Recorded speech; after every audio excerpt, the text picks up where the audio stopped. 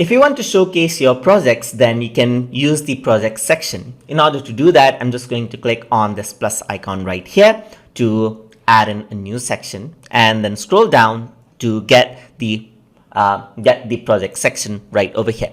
So over here below the fact, you can see that the project section is here. So I'm just going to click on it, and over here you can find out different layouts to choose from. So projects are like a showcase of your work which you want to keep in.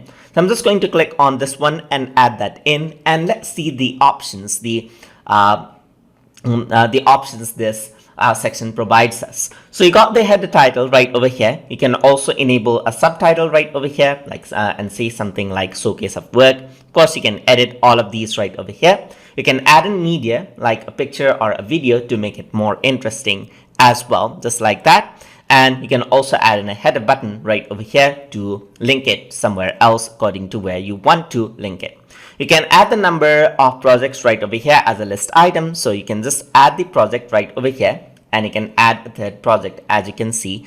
And then you can go on to the individual project right over here and edit that out as well. So you can say something like work 1 right over here, and then you can replace the image from right over here. You can go on to replace and then replace it out right over here. You can just click replace, and then it'll show up your image right over here. Just click on it and apply it right over here.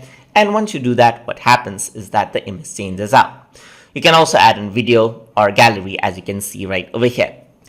Now there's different designs as well. So you got this design. So simply click on it to choose the project right over here according to your needs, just like that. So you want to show up a quick portfolio on what you can do to your clients, then you might want to use the project section just like this. So that is how you can use the project section inside of Wix ADI. So hope you guys learned something as always. And as always, please like, comment, share, and subscribe.